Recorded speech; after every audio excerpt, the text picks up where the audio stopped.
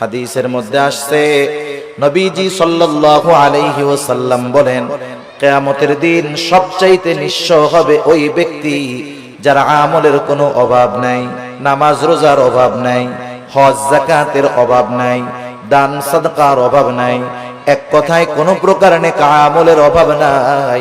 দুনিয়াতে তার একটা সমস্যা ছিল, সে বান্দার হক নষ্ট করত। আল্লাহ তাআলা তাকে জান্নাতে যাওয়ার অনুমতি দেওয়ার পূর্বে তার ব্যাপারে আল্লাহ রাব্বুল আলামিনের দরবারে মানুষেরা অভিযোগ দায়ের করবে। লম্বা হাদিস, আমি শুধু সারমর্ম কথাগুলা বলতেছি। কিছু লোক তার বিরুদ্ধে আল্লাহ রাব্বুল আলামিনের কাছে অভিযোগ দায়ের করবে। লোকটা হয়তো বলবে, আল্লাহ, এই লোকটা দুনিয়াতে আমার হক নষ্ট করেছিল।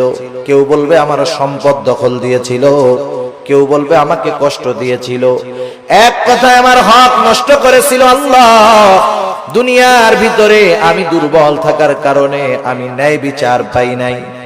দুনিয়াতে আমি মাজলুম ছিলাম। আয় আল্লাহ, আজকের দিন আমি কি ন্যায় বিচার পাবো না? আল্লাহ রাব্বুল আলামিন তার অভিযোগ গ্রহণ করবে।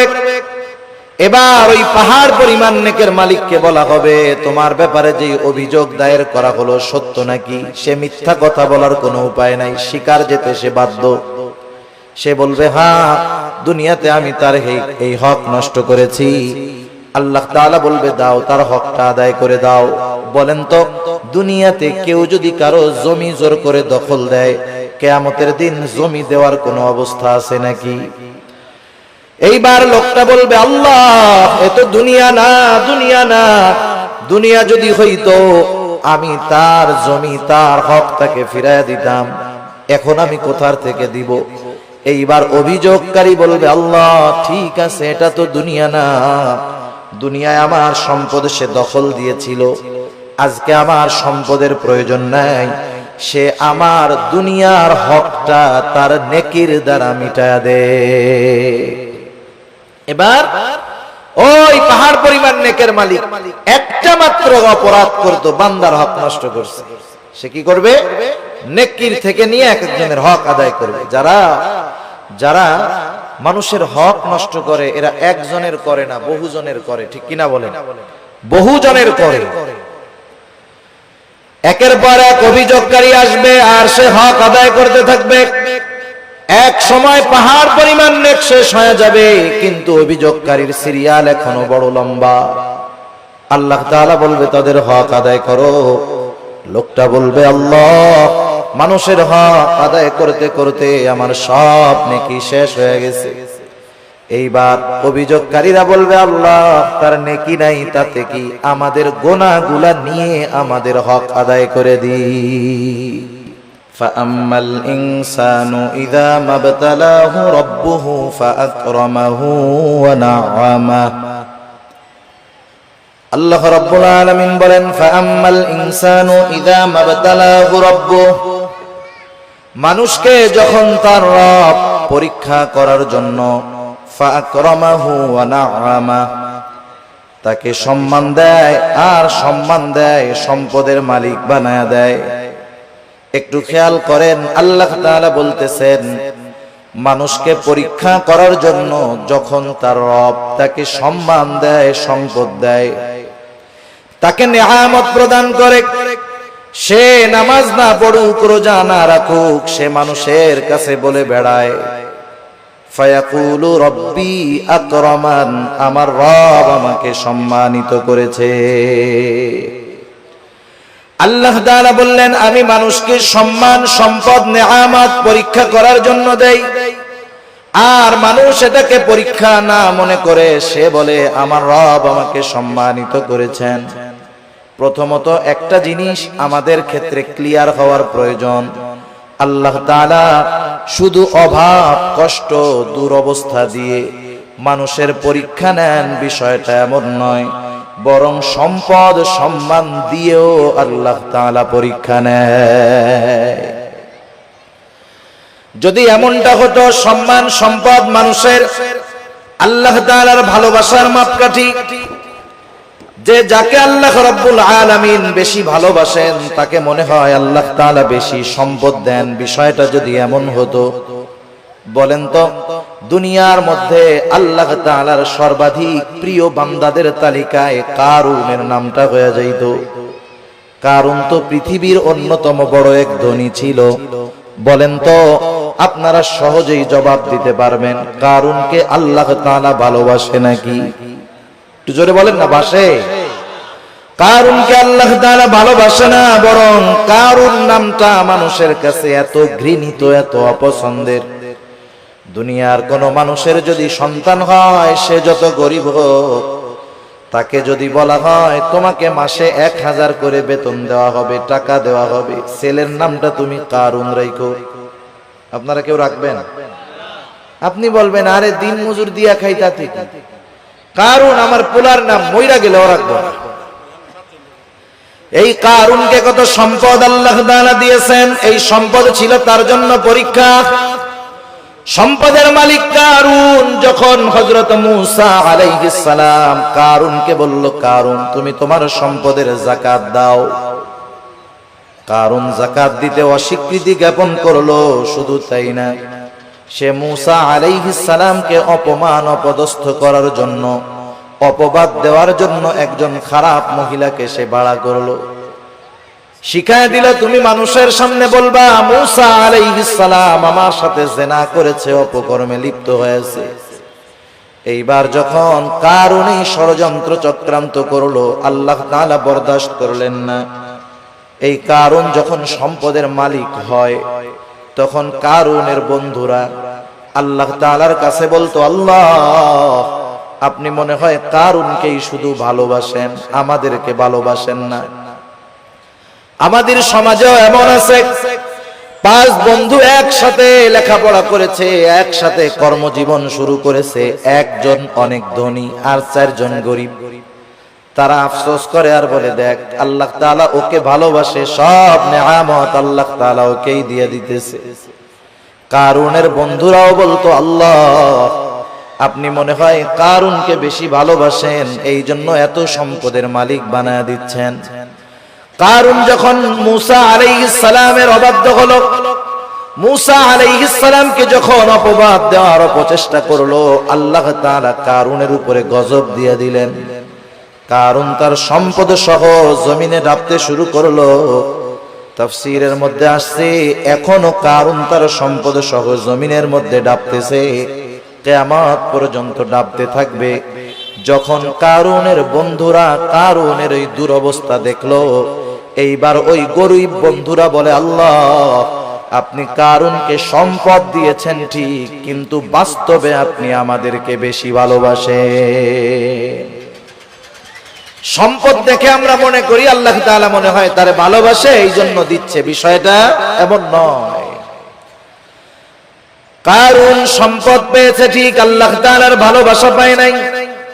আবার দুনিয়াতে অনেক মানুষ আছে সামাজিক অবস্থানের দিক দিয়ে তার সম্মান অনেক কম, সমাজের মানুষেরা তাকে গণ্যমান্য কোনো ব্যক্তি মনে করে না, সামাজিক দিক দিয়ে তাকে অবহেলা করা হয়, এমন লোক সমাজে আছে না নাই? এই মানুষগুলা অনেক সময় আফসোস করে আর বলে, আহারে সমাজের কোনো বিচার আচার সালিশে আমাকে ডাকে না, আমাকে এই সমাজের লোকই মনে করে না। হয়তো দুনিয়ায় সে দেখতেছে তার সম্মান কম, কিন্তু দুনিয়াতে আল্লাহ রাব্বুল আলামিন অনেক মানুষকে সম্মান দিয়েছেন তাদের পরীক্ষা নেওয়ার জন্য। কত সম্মানিত মানুষ ছিল ফেরাউন, কত সম্মানিত মানুষ ছিল নমরুদ, কত বড় বড় বাদশাহীর মালিক তারা হয়ে গেছে। কিন্তু বলেন তো বাদশাহী পেয়েছে ঠিক, এই সম্মান পদবীর দ্বারা আল্লাহ তাআলার ভালোবাসা কি তারা পেয়েছে নাকি? পায় নাই। যে কথা বোঝাইতে চাইলাম যে সম্মান সম্পদ কারো থাকলেই এটা মনে করার সুযোগ নাই যে তাকে আল্লাহ তাআলা ভালোবাসে। সম্মান সম্পদ দিয়ে আল্লাহ তাআলা মাঝে মধ্যে পরীক্ষা নেন, কিন্তু বোকা মানুষগুলা কি মনে করে? বোকা মানুষগুলা মনে করে আমারে আল্লাহ সম্পদ দিছে, ভালো না বাসলে দেয়। আমারে আল্লাহ চেয়ারম্যান বানাইছে, এমপি বানাইছে, সমাজের বড় ভিআইপি সিআইপি বানাইছে, আল্লাহ ভালো না বাসলে কি এগুলা দেয়?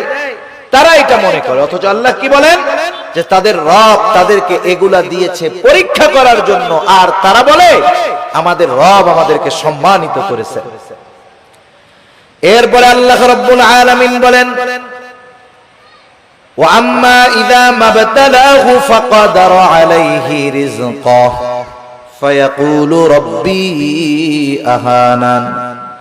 আবার মানুষকে যখন তার রব পরীক্ষা করার জন্য রিজিকের মধ্যে সংকীর্ণতা দিয়ে দেয়, অভাব দেয়, সম্মানটা কমে যায়, কষ্ট ক্লেশে সে পতিত হয়, এইবার ও এইটাকে পরীক্ষা মনে করে না, বরং তার এই অভাব কষ্ট ক্লেশের জন্য সে আল্লাহ তাআলাকে দায়ী করে।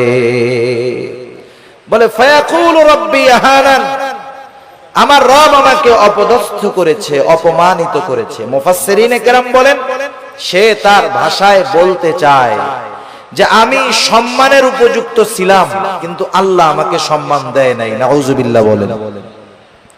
অনেক সময় অনেক জায়গায় দেখবেন, বোঝানোর জন্য বলতেছি, নির্বাচন হয় না, নির্বাচন কেউ জিতে কেউ হারে, অনেক ক্ষেত্রে কন্টেস্ট হয়। একজন হেরে গেল, সে তখন বলে, হারে আমি জেতারই যোগ্য ছিলাম, কিন্তু আল্লাহ আমারে জিততে দেয় নাই। সে না জয়ী হওয়াটাকে দোষ দেয় কার? আল্লাহ তাআলা। মুফাসসিরিনে কেরাম বলেন, মানুষেরা কেমন জানি বলতে চায়, আমি সম্মানের উপযুক্ত ছিলাম, কিন্তু আমার রব আমারে সম্মান দেয় নাই। আমি সম্পদের উপযুক্ত ছিলাম, কিন্তু আমার রব আমাকে সম্পদ দেয় নাই। সে তার রিজিকের সংকীর্ণতাটাকে পরীক্ষা মনে করে না, বরং সে তার রিজিকের সংকীর্ণতাটাকে আল্লাহ রব্বুল আলামিনের উপরে দোষ চাপায়া দেয়। তাহলে দ্বিতীয় বিষয় ক্লিয়ার কি? দ্বিতীয় বিষয় হলো যে আল্লাহ তাআলা এক নাম্বার সম্পদ সম্মান এটাও পরীক্ষার জন্য দেন।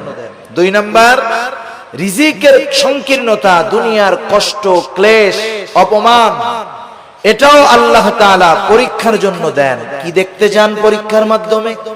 আল্লাহ তাআলা দুই অবস্থাতেই দেখতে চান যে বান্দা সুখ স্বাচ্ছন্দ্যের জীবন পেয়ে আমি আল্লাহকে ভুলে যাই কিনা। আল্লাহ তাআলা দেখতে চান বান্দা কষ্ট ক্লেশে পতিত হয়ে আমি আল্লাহ তাআলাকে দোষারোপ করে কিনা।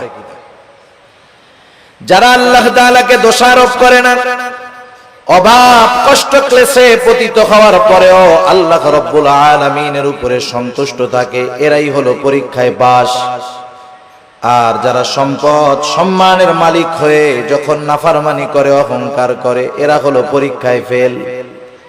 এখন দ্বিতীয় শ্রেণীর মানুষ যখন অভাবে পড়ে আল্লাহ তাআলার ব্যাপারে বলে, ফায়াকুলু রাব্বি আহানান, আমাদের রব আমাকে অপমানিত করেছে, আমার রব আমাকে অপদস্থ করেছে। তারা যখন আল্লাহ তাআলার ব্যাপারে এই কথা বলে, আল্লাহ রব্বুল আলামিন তাদের কথার বিপরীতে বলেন, কাল্লা, তোমরা যেই দাবি করো সেটা কখনো সঠিক নয়। জবাব দিচ্ছে কে? আল্লাহ তাআলা। কোন কথার? যে তারা বলে যে আমার রব আমাকে কি করছে? অপমান করছে। আল্লাহ তাআলা বলেন, কাল্লা, কখনো নয়। না বোধক শব্দ আছে অনেকগুলা, যেমন একটা শব্দ হলো লা, সাধারণ শব্দ না। কাল্লা, কখনো নয়, এটা আরো দৃঢ়তার সাথে না বোধক অর্থ বোঝায়। আমি শব্দটার ব্যাখ্যার দিকে যাব না। যাই হোক, দৃঢ়তার সাথে আল্লাহ তাআলা বলতেছেন, কখনো নয়, আমি কখনো এমনটা করি নাই, বরং তোমরা যে রিজিকের সংকীর্ণতার মুখোমুখি হও এটা তোমাদের নিজেদের কারণে। কাদের কারণে? নিজেদের কারণে। সেই কারণগুলো কি? এই সূরায় আল্লাহ তাআলা রিজিক এই সংকীর্ণতার চারটি কারণ বর্ণনা করেছেন। কয়টি কারণ? আপনারা একটু কষ্ট করে একটু সামনে আসেন, যে কয়জন আছেন একটু সামনে আসেন, জিকিরের সাথে সাথে একটু কষ্ট করে সামনে আসেন। বাম দিক তাকায় আর কথা বলতে ভালো লাগতেছে না, একটু সামনে আসেন জিকিরের সাথে সাথে। লা ইলাহা। যারা মুরব্বিরা আছেন একটু সামনে আসেন। বাচ্চারা সামনে থাকলে ওরা কথা বুঝে, ওরা তো হুজুরদের ডরে বয়ে রয়েছে ওই জায়গায়, যে ওইটা গেলে হুজুরে আবার পরে কিছু বলে কিনা, বুঝেন নাই? আপনারা একটু সামনে আসেন, এই সামনে আমার সামনাসামনি আসেন, একেবারে আমার সামনাসামনি আসেন জিকিরের সাথে সাথে। লা ইলাহা ইল্লাল্লাহ, লা ইলাহা, লা ইলাহা ইল্লাল্লাহ, লা ইলাহা লা ইলাহা ইল্লাল্লাহু মুহাম্মাদুর রাসূলুল্লাহ সাল্লাল্লাহু আলাইহি ওয়াসাল্লাম। যারা বলে যে আমাদের রিজিকের সংকীর্ণতা দিয়েছে আল্লাহ, যারা এই কথা বলে তাদের কথার জবাব দিচ্ছেন কে? আল্লাহ তাআলা বলতেছে তোমরা যে দাবি করতেছো এটা কখনো সঠিক নয়, বরং রিজিক সংকীর্ণতার জন্য তোমরা নিজেরাই দায়ী। আল্লাহ রাব্বুল আলামিন বলেন তোমাদের রিজিক সংকীর্ণতার কারণ কি? কাল্লা বাল্লা তুকরিমুনাল ইয়াতীম, শুনে নাও, বরং তোমাদের রিজিক সংকীর্ণতার এক নাম্বার কারণ তোমরা ইয়াতীমকে সম্মান করো না। একটু খেয়াল দিয়ে শুনবেন, রিজিক সংকীর্ণতার এক নাম্বার কারণ তোমরা ইয়াতীমকে সম্মান করো না। ইয়াতীমকে সম্মান করব, ইয়াতীম তো আমার ছোট, যদি ছোট হয় এখানে আবার সম্মানের বিষয়টা কেমনে? মুফাসসিরিনে কেরাম বলেন ইয়াতীমের যথাযথ হক আদায় করা হলো ইয়াতীমকে সম্মান করা। আল্লাহ রাব্বুল আলামিন বলেন তোমরা ইয়াতীমকে সম্মান করো না, তথা ইয়াতীমের হকগুলো তোমরা আদায় করো না, বরং সমাজের মধ্যে অনেক মানুষ আছে ইয়াতীমের অভিভাবক, সে ইয়াতীমের হক আদায় করবে কোথায়? ইয়াতীমেরটাই তো খায় ফেলে, আছে না নাই? ইয়াতীমের সম্পদ এটা বড় জঘন্য সম্পদ। আল্লাহ তাআলা সাধারণ ভাবেই বলেন ইয়া আইয়ুহাল্লাযীনা আমানু লা তাকুলু আমওয়ালাকুম বাইনাকুম বিল বাতিল। আল্লাহ তাআলা বলেন তোমরা অন্যায়ভাবে কারো সম্পদ ভক্ষণ করো না। কারণ কেউ যদি কারো সম্পদ ভক্ষণ করে এর সাথে বান্দার হক সম্পৃক্ত থাকে। কিয়ামতের ময়দানে কেউ যদি কারো সম্পদ অন্যায়ভাবে ভক্ষণ করে দুনিয়ায়, কিয়ামতের ময়দানে ওই লোকটা সবচাইতে নিঃস্ব হয়ে যাবে। হাদিসের মধ্যে আসছে নবীজি সাল্লাল্লাহু আলাইহি ওয়াসাল্লাম বলেন কিয়ামতের দিন সবচাইতে নিঃস্ব হবে ওই ব্যক্তি যার আমলের কোনো অভাব নাই, নামাজ রোজার অভাব নাই, হজ যাকাতের অভাব নাই, দান সাদকার অভাব নাই, এক কথায় কোনো প্রকার নেক আমলের অভাব নাই। দুনিয়াতে তার একটা সমস্যা ছিল, সে বান্দার হক নষ্ট করত। পাহাড় পরিমাণ আমল নিয়ে বান্দার হক নষ্টকারী কিয়ামতের ময়দানে আল্লাহর সামনে উঠবে। ও নেকের পাহাড় দেখে চিন্তা করবে ওর জান্নাতে যাওয়া কে ঠেকায় আছে। আল্লাহ তাআলা তাকে জান্নাতে যাওয়ার অনুমতি দেওয়ার পূর্বে তার ব্যাপারে আল্লাহ রাব্বুল আলামিনের দরবারে মানুষেরা অভিযোগ দায়ের করবে। লম্বা হাদিস, আমি শুধু সারমর্ম কথাগুলা বলতেছি। কিছু লোক তার বিরুদ্ধে আল্লাহ রাব্বুল আলামিনের কাছে অভিযোগ দায়ের করবে। লোকটা হয়তো বলবে আল্লাহ এই লোকটা দুনিয়াতে আমার হক নষ্ট করেছিল, কেউ বলবে আমার সম্পদ দখল দিয়েছিল, কেউ বলবে আমাকে কষ্ট দিয়েছিল, এক কথায় আমার হক নষ্ট করেছিল। আল্লাহ দুনিয়ার ভিতরে আমি দুর্বল থাকার কারণে আমি ন্যায় বিচার পাই নাই, দুনিয়াতে আমি মাজলুম ছিলাম। আয় আল্লাহ আজকের দিন আমি কি ন্যায় বিচার পাবো না? বরং আল্লাহ রাব্বুল আলামিন তো সেই দিন ন্যায় বিচার কায়েম করবে, ইনসাফের আদালত আল্লাহ তাআলা প্রতিষ্ঠা করবে। আল্লাহ রাব্বুল আলামিন বলেন ওয়ানাদাউল মাওয়াজিনাল কিসতা লিয়াউমিল কিয়ামাতি ফালা তুযলামু নাফসুন শাইআ। আল্লাহ রাব্বুল আলামিন বলেন আমি কিয়ামতের দিন ইনসাফের আদালত কায়েম করব। ওয়ানাদাউল মাওয়াজিনাল কিসতা লিয়াউমিল কিয়ামাহ, এমন ইনসাফ ওয়ালা আদালত আল্লাহ তাআলা বলেন ফালা তুযলামু নাফসুন শাইআ, সেই দিন কারো উপরে সামান্যতম কোনো জুলুম করা হবে না, বরং কি হবে ওয়া ইন কানা মিসকালা হাববাতিন মিন খারদালিন আতাইনা বিহা, কেউ যদি দুনিয়াতে কোনো সরিষা দানা পরিমাণ কোনো আমল করে থাকে আল্লাহ রাব্বুল আলামিন বলেন আতাইনা বিহা, ওই আমল সহকারে আমি আল্লাহ তাকে হাজির করব। দুনিয়াতে সরিষা দানা পরিমাণ আমল যদি কেউ করে সেই সরিষা দানা পরিমাণ আমল সহ তাকে হাজির করা হবে। শুধু হাজির করবে আল্লাহ তাআলা তা না, বরং আল্লাহ সুবহানাহু ওয়া তাআলা ওই আমলের হিসাব নেবেন। সুবহান। মোট কথা সেই দিন আল্লাহ তাআলা ন্যায় বিচার করবে। লোকটা এবার আল্লাহ তাআলার কাছে অভিযোগ দায়ের করবে, আল্লাহ রাব্বুল আলামিন তার অভিযোগ গ্রহণ করবে। এবার ওই পাহাড় পরিমাণ নেকের মালিককে বলা হবে, তোমার ব্যাপারে যে অভিযোগ দায়ের করা হলো সত্য নাকি? সে মিথ্যা কথা বলার কোনো উপায় নাই, স্বীকার যেতে সে বাধ্য। সে বলবে, হ্যাঁ, দুনিয়াতে আমি তার এই হক নষ্ট করেছি। আল্লাহ তাআলা বলবে, দাও, তার হকটা আদায় করে দাও। বলেন তো, দুনিয়াতে কেউ যদি কারো জমি জোর করে দখল দেয়, কিয়ামতের দিন জমি দেওয়ার কোনো অবস্থা আছে নাকি? এইবার লোকটা বলবে, আল্লাহ, এ তো দুনিয়া না, দুনিয়া না। দুনিয়া যদি হইতো আমি তার জমি, তার হক তাকে ফিরাইয়া দিতাম, এখন আমি কোথার থেকে দিব? এইবার অভিযোগকারী বলবে, আল্লাহ, ঠিক আছে, এটা তো দুনিয়া না। দুনিয়ায় আমার সম্পদ সে দখল দিয়েছিল, আজকে আমার সম্পদের প্রয়োজন নাই, সে আমার দুনিয়ার হকটা তার নেকির দ্বারা মিটায়া দে। এবার ওই পাহাড় পরিমাণ নেকের মালিক একটা মাত্র অপরাধ করতো, বান্দার হক নষ্ট করছে। সে কি করবে? নেকির থেকে নিয়ে এক একজনের হক আদায় করবে। যারা মানুষের হক নষ্ট করে, এরা একজনের করে না, বহুজনের করে। ঠিক কিনা বলেন? বহুজনের করে। একের পর এক অভিযোগকারী আসবে আর সে হক আদায় করতে থাকবে। এক সময় পাহাড় পরিমাণ নেক শেষ হয়ে যাবে, কিন্তু অভিযোগকারীর সিরিয়াল এখনো বড় লম্বা। আল্লাহ তাআলা বলবে, তাদের হক আদায় করো।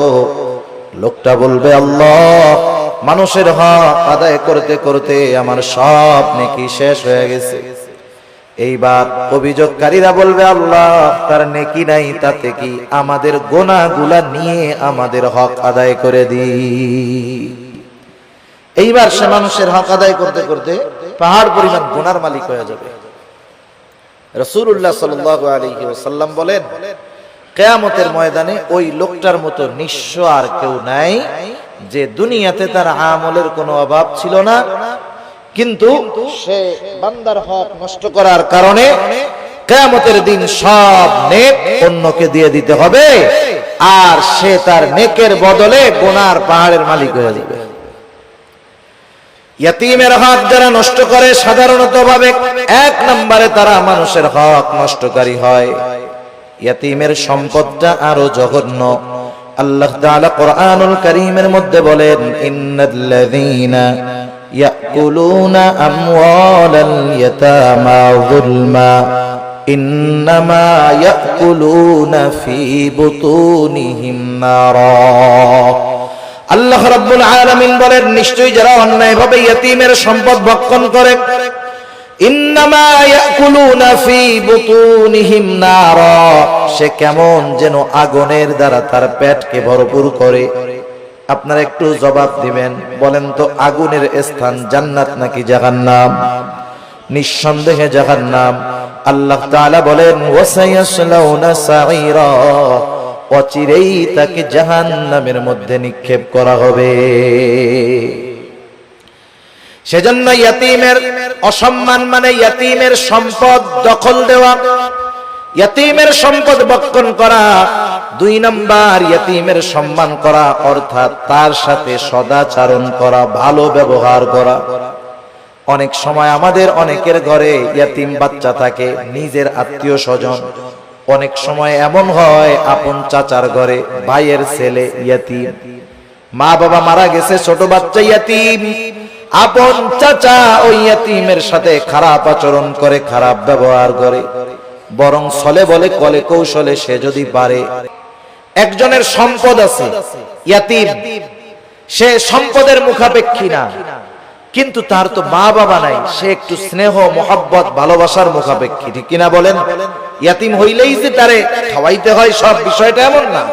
বরং সমাজে অনেক ধনী ইয়াতীম আছে, সে একটু মানুষের ভালো আচরণ, একটু মোহাব্বত ভালোবাসার আশা করে। তার সাথে যদি কেউ খারাপ আচরণ করে, ইয়াতীম বাচ্চার অন্তরের মধ্যে আঘাত লাগে। আহারে, আমার আব্বু যদি বেঁচে থাকতো তাইলে আমার সাথে কেউ এমন খারাপ আচরণ করতো না। আমার আম্মু যদি বেঁচে থাকতো তাহলে আমার আম্মু ওই আমার আরেক ভাইয়ের আম্মুর মতো আমাকেও মহব্বত করতো। এই ব্যথাগুলা অনেক ইয়তীমের অন্তরে থাকে, যদিও সে সম্পদওয়ালা। সেজন্য ইয়তীম ধনী হোক আর গরিব হোক, আমাদের উচিত ইয়তীমদের সাথে সদাচরণ করা, স্নেহময় ব্যবহার করা। আর যদি ইয়তীম গরিব হয়, তাকে খাদ্য সহায়তা দিয়ে সাহায্য করা। আমার আপনার যদি অ্যাবিলিটি থাকে, আমি আপনি যদি কোনো ইয়তীমের অভিভাবক হতে পারি, তার পোশাক, লেখাপড়া, খাবার দাবার, মৌলিক চাহিদা পূরণের ব্যবস্থা করতে পারি, একজন ইয়তীমের অভিভাবকত্ব যদি আমি গ্রহণ করতে পারি, অসম্ভব নয়। আপনি 5 জন 7 জন মানুষকে চালান, এর সাথে আরেকজন মানুষকে তার মৌলিক চাহিদা পূরণের জন্য সাথে রাখলে সেটা অসম্ভব নয়। কেউ যদি কোনো ইয়তীমের দায়িত্বভার গ্রহণ করতে পারে, ইয়তীমকে লেখাপড়া শেখাতে পারে, ইয়তীমের অভিভাবক হতে পারে, নবীজি সাল্লাল্লাহু আলাইহি ওয়াসাল্লাম বলেন, আনা ওয়া কাফিলুল ইয়তীম কাহাতাইনি ফিল জান্নাহ। নবীজি সাল্লাল্লাহু আলাইহি ওয়াসাল্লাম বলেন, আমি আর ইয়তীমের অভিভাবক জান্নাতের মধ্যে এমন করে পাশাপাশি অবস্থান করব। 2 আঙ্গুলের ইশারা দিয়ে নবীজি বুঝায়া দিলেন, এই 2টা আঙ্গুল যেমন পাশাপাশি অবস্থান করে, ইয়তীমের অভিভাবক আর নবীজি সাল্লাল্লাহু আলাইহি ওয়াসাল্লাম এমন ভাবে পাশাপাশি অবস্থান করবে। তাহলে ইয়তীমের সম্মানের তৃতীয় অর্থ যে যদি পারা যায়, তাহলে ইয়তীমের অভিভাবকত্বের দায়িত্ব গ্রহণ করা। আপনি আমি পুরাটা পারি না, মাসে 500 টাকা দিয়ে একটা ইয়তীমের খরচ বহন করতে পারি, বছরে 1000 টাকা দিয়ে পারি যে এটা আমি শুধুমাত্র ইয়তীমদের জন্য দিলাম। আবার দেখেন, একদিন এক সাহাবী রাসূলুল্লাহ সাল্লাল্লাহু আলাইহি ওয়াসাল্লামের কাছে আসছে, আসার পরে বলতেছে, ইয়া রাসূলুল্লাহ, আমার হৃদয়টা বড় কঠোর, হৃদয়টা বড় শক্ত, আমি আমার এই শক্ত হৃদয়টাকে কেমন করে নরম বানাতে পারি, আমাকে একটু আমল শিখায় দেন। নবীজি সাল্লাল্লাহু আলাইহি ওয়াসাল্লাম বললেন, শোনো কি করবা? নবীজি বললেন, আমসিহ রাসাল ইয়াতীম ওয়া আত'ইমিল মিসকিন, তুমি ইয়তীমের মাথায় বেশি বেশি হাত বুলায় দাও আর মিসকিনদেরকে বেশি বেশি খানা খাওয়াও। ইয়তীমের মাথায় হাত বুলায় দিলে মানুষের অন্তর কোমল হয়, নরম হয়। শক্ত হৃদয়, কঠিন হৃদয় নরম হয়ে যায়। সাহাবায়ে কেরাম তারা এসে বলতেছে, নবীজি আমাদের অন্তর নরম হয়ে গেছে, একটু আমল বলে দেন যেটা করলে দিলটা নরম হবে। নবীজি কি বললেন? ইয়তীমের মাথায় হাত বুলায় দাও। সেজন্য ইয়তীমকে সম্মান করা তথা ইয়তীমের হক আদায় করা, ইয়তীমের সাথে সদাচরণ করা, ভালো ব্যবহার করা, ইয়তীমের সম্পদ ভক্ষণ না করা, যারা এই কাজগুলা করবে তারা জীবনে যে কোনো একটা পর্যায়ে রিজিকের সংকীর্ণতার মুখোমুখি হবে। তাহলে রিজিক সংকীর্ণতার 4 কারণের প্রথম কারণ হলো, আল্লাহ তাআলা বলেন, তোমরা ইয়তীমদেরকে সম্মান করো না তথা ইয়তীমের হক তোমরা আদায় করো না। 2 নাম্বার, আল্লাহ রাব্বুল আলামিন বলেন, ওয়ালা তাহাদ্দুনা আলা তুআমিল মিসকিন, তোমরা মিসকিনদেরকে খানা দাও না। ব্যাখ্যা হলো, তোমরা শুধু খানা নিজে দাও না তা না, নিজেও দাও না, অপরকে খানা দিতেও অনুৎসাহিত করো, নিরুৎসাহিত করো। নিজেও দেয় না, আরেকজনকেও দিতে দেয় না। অনেক সময় আপনি দোকানে বসে আছেন, একজন গরিব মানুষ আসছে আপনার কাছে কিছু চাইতে, সে কোথা থেকে আসছে, কি করবে না করবে সেটা ভিন্ন কথা, তার অবস্থা দৃষ্টিগোচর হচ্ছে সে বড় অভাবী, দরিদ্র, কষ্টে আছে। সে আইসা বলতেছে, আমার একটু কলা রুটি কিনা দেন খাই, অথবা 10টা টাকা দেন। আপনি যদি তাকে না দেন গুনাহ হবে না।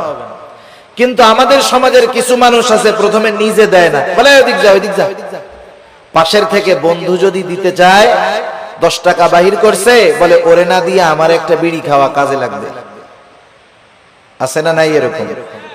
নিজেও দিল না, আরেকজনকেও দিতে দিল না। এ খাসলাত ছিল আবু জেহেলের। কার ছিল বলেন না? আবু জেহেলের।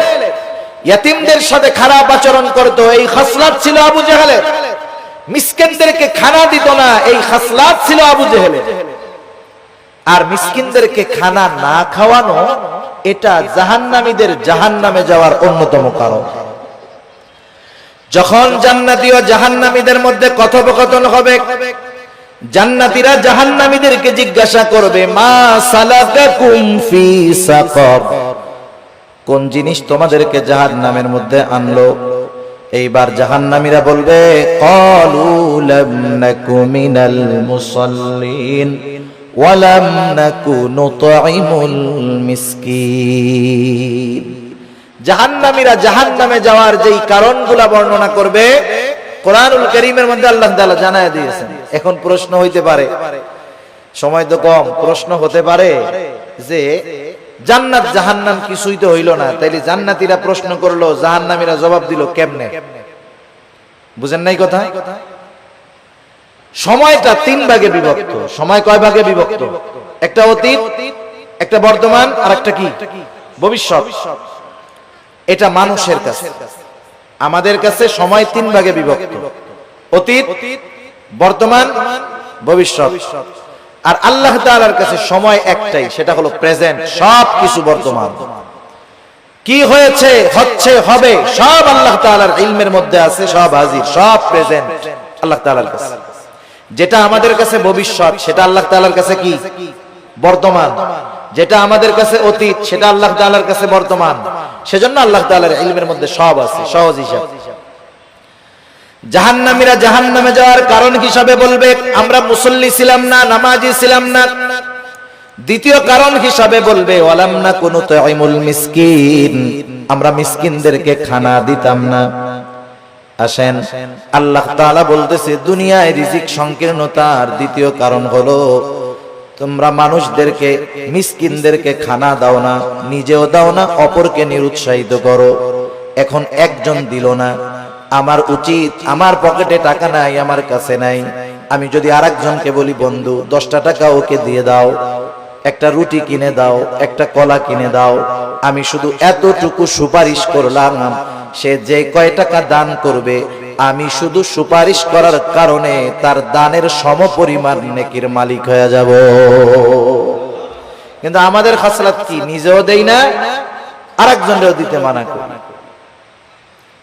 সেজন্য মিসকিনদেরকে খানা খাওয়ানো, মিসকিনদেরকে খানা খাওয়ানো এটা বড় ফজিলতের কাজ। শুধু মিসকিনদেরকে নয়, সাধারণভাবে প্রত্যেকটা মানুষকে খানা খাওয়ানো ভালো কাজ। এক লোক নবীজি সাল্লাল্লাহু আলাইহি ওয়াসাল্লামের কাছে আসছে, এসে জিজ্ঞাসা করে, ইয়া রাসূলুল্লাহ, আইয়ুল ইসলাম খাইর, ইসলামের মধ্যে সর্বোত্তম কাজ কোনটা? নবীজি সাল্লাল্লাহু আলাইহি ওয়াসাল্লাম ছিলেন উম্মতের রূহানি ডাক্তার। উনি রোগীর প্রশ্ন শুনেই বুঝতে পারতেন এনার মধ্যে কি কমতি আছে। আল্লাহ তাআলা সেই বুঝবার যোগ্যতা আমার আপনার নবীকে দিয়ে দিয়েছেন। একই প্রশ্নের উত্তর বিভিন্ন জনের ক্ষেত্রে নবীজি বিভিন্নটা দিয়েছেন। এটা অবস্থার আলোকে নবীজি সাল্লাল্লাহু আলাইহি ওয়াসাল্লাম এবার বললেন, তুতঈমুত তাআম ওয়া তাকরাউস সালাম আলা মান আরাফতা ওয়া মান লাম তা'রিফ, তুমি বেশি বেশি মানুষকে খানা খাওয়াও, আর পরিচিত অপরিচিত সবাইকে বেশি বেশি সালাম দাও। এখানে নবীজি সাল্লাল্লাহু আলাইহি ওয়াসাল্লাম খানা খাওয়ানোর কথা বলছেন, ঢালাও ভালো। সাধারণ মানুষকেও যদি মানুষ খানা খাওয়ায় দুনিয়ার স্বার্থে নয়, তাইলে এর মধ্যে লাভ আছে। এক মুসলমানের অপর মুসলমান দাওয়াত দিলে সেই দাওয়াত কবুল করতে হবে, এটা এক মুসলমানের উপরে অপর মুসলমানের একটা হক। কিন্তু এখন দাওয়াত যিনি দেন তিনিও স্বার্থ সামনে রেখে দেন। আর দাওয়াত যখন কেউ দেয়, বিবাহের দাওয়াত দিলে টেনশনে পড়ে যান। ওনার বেতন মাসে 20,000, 4 শুক্রবার 5টা শুক্রবারে যদি 5টা বিয়ার দাওয়াত আসে, কাম শেষ, সংসার আর চলবে না। যারা দাওয়াত দেয় ওই আশাই দেয় যে অমুকরে দাওয়াত দিলে 5,000 টাকা দিব না। এই ধরনের দাওয়াত দিয়ে যারা দুনিয়ার প্রত্যাশী, দুনিয়ার বিনিময়ে খাবার দিতে চায়, এদের খানা খাওয়ানোর মধ্যে কোনো ফজিলত নাই। বরং খানা খাওয়াইতে হবে একমাত্র আল্লাহ তাআলার জন্য। আল্লাহ রাব্বুল আলামিন বলেন, এক শ্রেণীর বান্দা, তাদের অবস্থা কি? তারা মানুষদেরকে খানা খাওয়ায় কি জন্য? তারা বলে, ইন্নামা নুতঈমুকুম লিওয়াজহিল্লাহ লা নুরিদু মিনকুম জাযাআও ওয়ালা শুকুরা।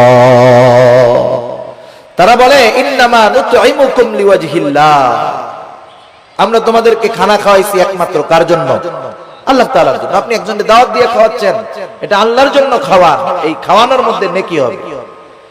লা নুরিদু মিনকুম জাযাআ, তোমাদেরকে খানা খাওয়াইছি আল্লাহ তাআলার জন্য। লা নুরিদু মিনকুম জাযাআ, আমরা তোমাদের কাছে কোনো প্রতিদান চাই না, কিন্তু আমরা খাওয়াইয়া টেবিল একটা বিছায়া রাখি।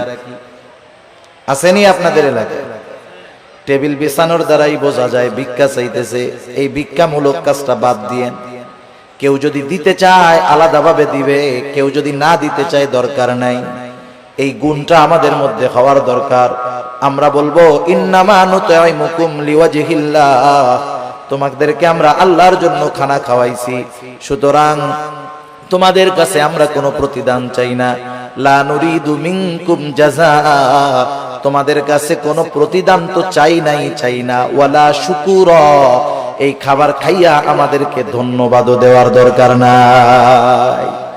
এই রকম খাবার যদি আমরা কাউকে খাওয়াইতে পারি, ওই খাওয়ানোর মধ্যে ফজিলত আছে, নেকি আছে। আর যদি টেবিল পাইতা বৈশা থাকি, এটা ভিক্ষুকের মতো কর্মকাণ্ড। আর খাওয়াইলাম আবার টাকাও চাইলাম। যাই হোক, রাসূলুল্লাহ সাল্লাল্লাহু আলাইহি ওয়াসাল্লাম খানা খাওয়ানোর ফজিলতের কথা বলছেন।